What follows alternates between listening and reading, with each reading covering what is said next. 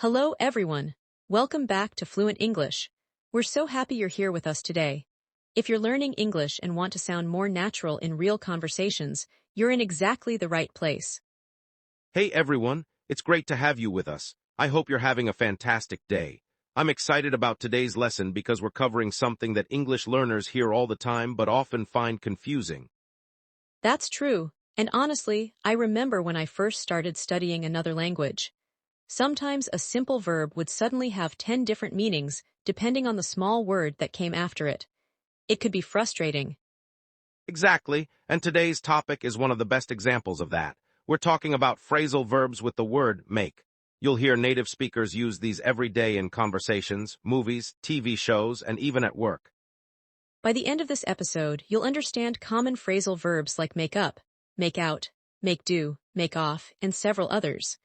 More importantly, you'll know when and how to use them naturally. We're also going to look at common mistakes, real-life examples, and some fun practice activities. So if you've ever heard someone say, "I made it up," and wondered what they meant, today's lesson is for you. Before we jump in, we'd love to hear from you. Which phrasal verb with make do you already know? Write it in the comments and tell us how you've used it. And if you're enjoying our lessons, don't forget to like this video and subscribe to Fluent English. We publish new episodes regularly to help you build confidence and improve your English. All right, let's get started and make these phrasal verbs much easier to understand. Great, let's begin with the basics and look at what makes phrasal verbs with make so useful in everyday English. First, let's talk about what a phrasal verb actually is. A phrasal verb combines a main verb with a small word such as up, out, off, or do. Together, they create a new meaning. That's important because the meaning is often different from the original verb. For example, the basic verb make usually means to create something. But when we add another word, the meaning can change completely. A simple formula is subject plus make phrasal verb plus object or complement. Let's look at some examples. I made up a story. Here, make up means invent. She made out the writing. Here, make out means understand or see clearly. Another example is we had to make do with what we had. In this sentence, make do means manage without something better. Here's another one. The thief made off with the money. In this case, make off means escape quickly, usually after doing something wrong. Notice how different those meanings are from the basic verb, make. That's why memorizing only dictionary definitions doesn't always help. Let me give you a few more examples. They made up after the argument. That means they became friends again. Can you make out what he's saying? Means can you understand him?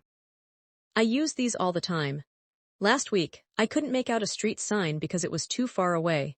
And yesterday, I had to make do without coffee because I ran out at home. While making do without coffee sounds difficult. It definitely was. Listeners, have you ever had to make do with something? Maybe your phone battery was low or your internet stopped working. Tell us in the comments. Great idea. The more you connect phrasal verbs to your real life, the easier they become to remember. Let's look at one of the most common phrasal verbs, make up. It actually has several meanings. First, it can mean inventing something. For example, he made up an excuse.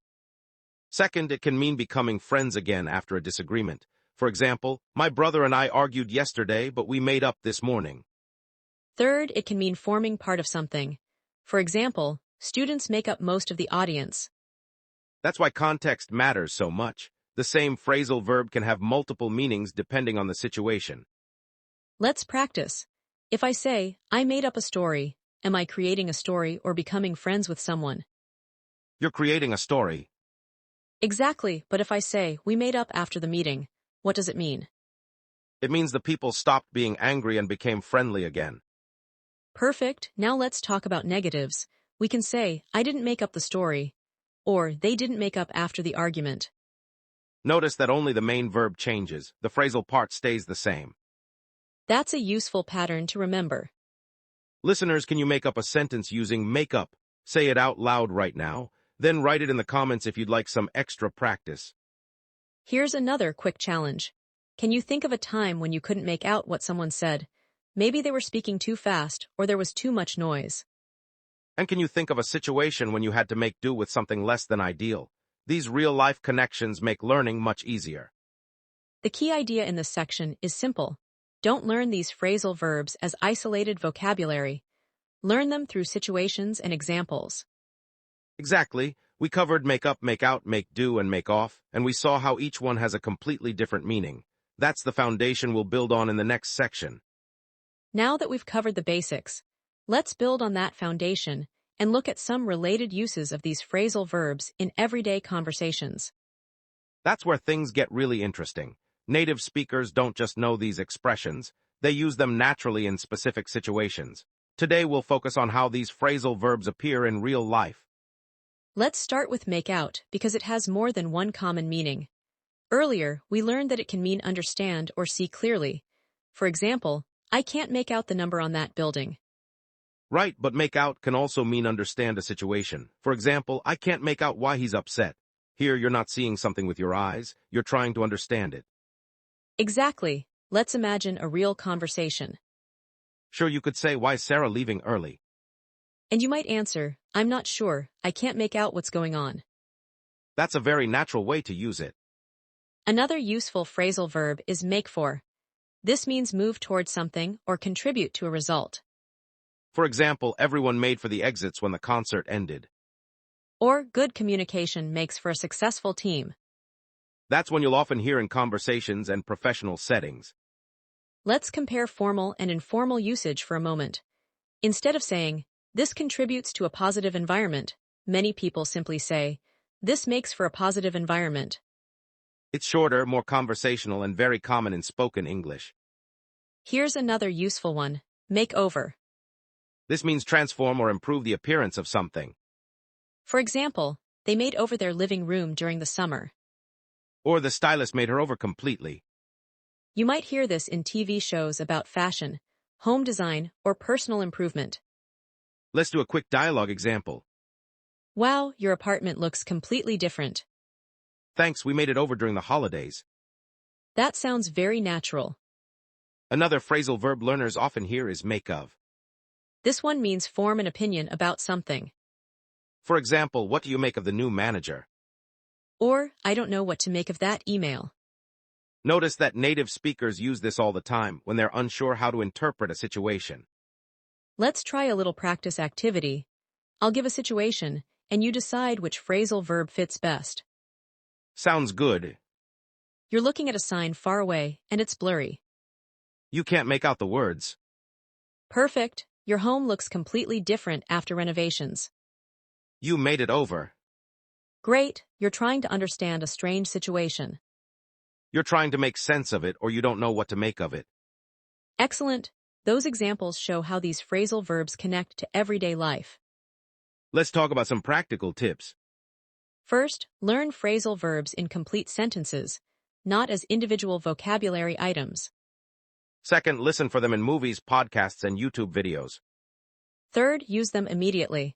The faster you start speaking with them, the easier they'll become. I completely agree. When learners wait too long before using new expressions, they often forget them. Here's a challenge for our listeners. Write one sentence using make out and one sentence using make of in the comments. And don't worry if they're not perfect, practice is what matters. Another helpful strategy is creating personal examples. Instead of memorizing, I can't make out the sign, create your own sentence. Maybe something like, I couldn't make out my friend's voice on the phone. Exactly. Personal examples stick in your memory much better. Before we finish this section, let's review. Make out can mean understand or see clearly. Make for can mean move towards something or contribute to a result. Make over means transform something. And make of means form an opinion. Those are all common expressions you'll hear in real conversations. And the key is understanding the situation, not translating word by word. That's what makes these phrasal verbs easier to use naturally. Let's continue with another group of useful, make, phrasal verbs, and explore how they can help your English sound even more natural. Great idea. We've covered understanding and opinions, so now let's look at practical everyday situations where these expressions appear. One phrasal verb that's very useful is make up for. This means compensate for something.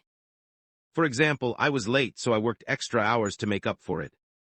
Or, he bought flowers to make up for forgetting the anniversary. That's a very common expression in daily conversations.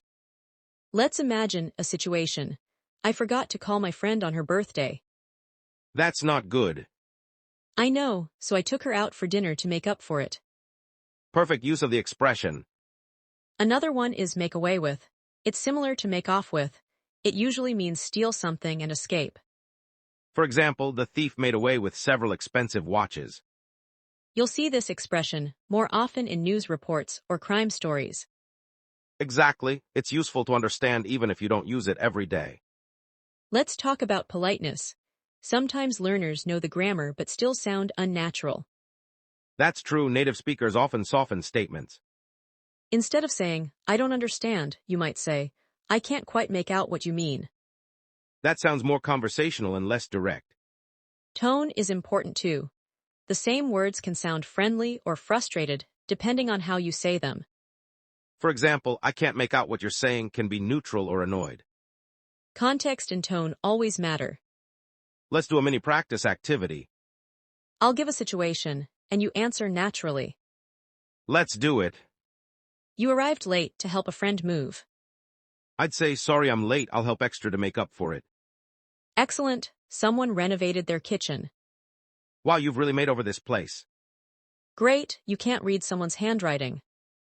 Sorry, I can't make out that last word. Perfect, listeners, repeat those responses out loud. Speaking out loud is one of the fastest ways to build fluency. Another challenge for you. Create a sentence using make up for and post it in the comments. And if you're feeling confident, try using two different make phrasal verbs in the same sentence. The more you practice, the more natural these expressions will feel.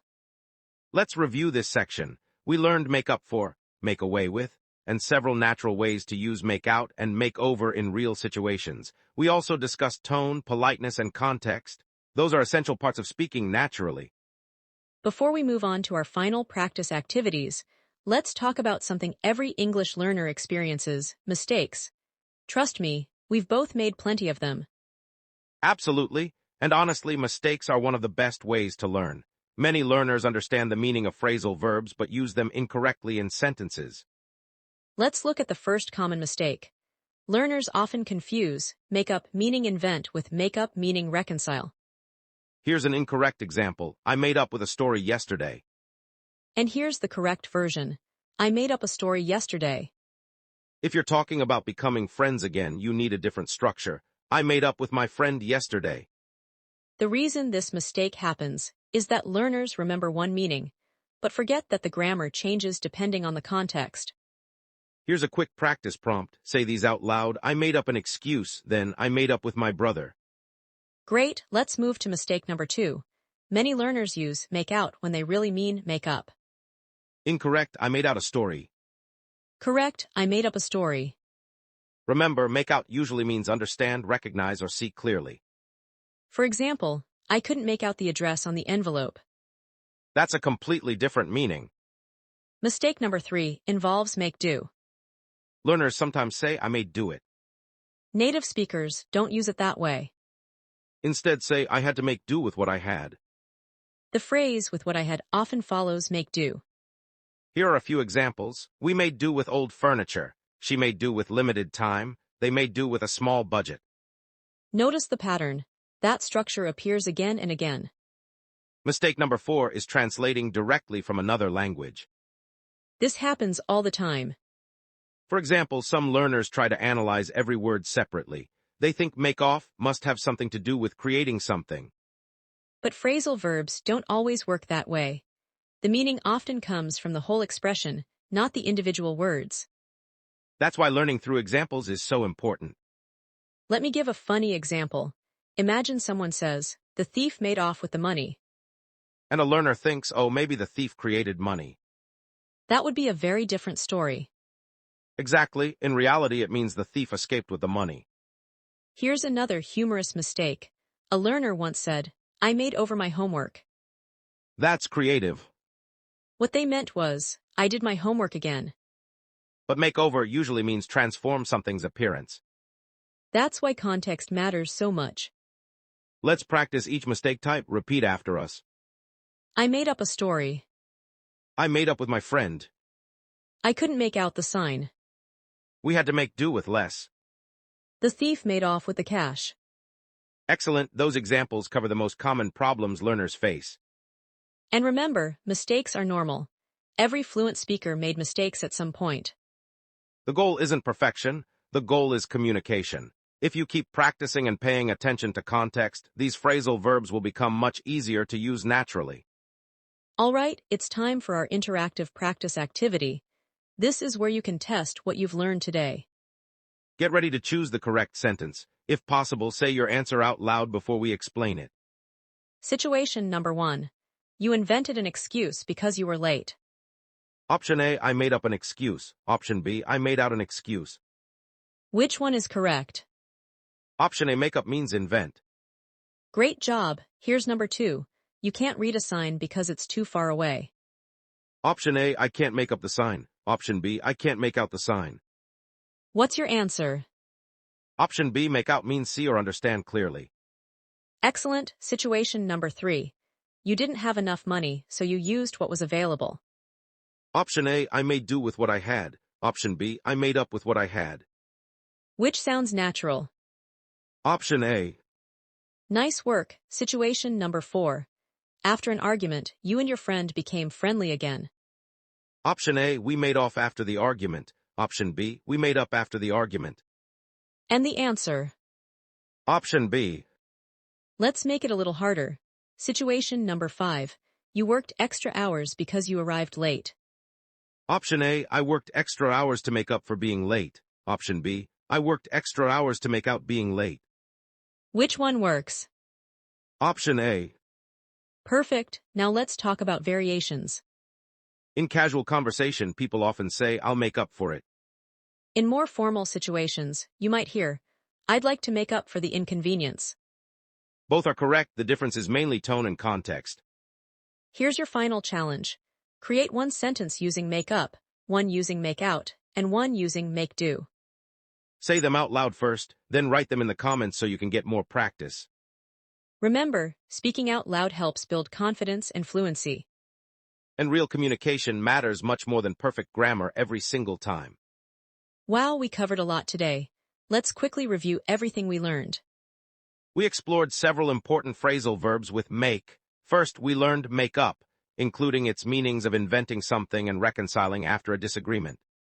Then we looked at make out, which can mean understanding, recognizing, or seeing something clearly. We also studied make do, which means managing with what you have even when it's not ideal. Along the way, we learned make for, make over, make of, make up for, and make off. Most importantly, we focused on real-life usage, natural conversation, and practical examples. If some of these expressions still feel difficult, that's completely normal. Phrasal verbs take time. The key is seeing them repeatedly and using them in your own conversations. Here's a question for you. Which make phrasal verb do you think you'll use first this week? Let us know in the comments. We love reading your examples and hearing about your English learning journey. And if today's lesson helped you, please share it with a friend who's learning English too. Don't forget to like this episode, subscribe to Fluent English, and turn on notifications so you never miss a new lesson. Thank you so much for spending time with us today. Keep practicing, keep speaking, and keep building your confidence one conversation at a time. We're proud of the effort you're making, and we're excited to continue learning together. Take care, keep improving your English every day, and we'll see you in the next episode. See you next time.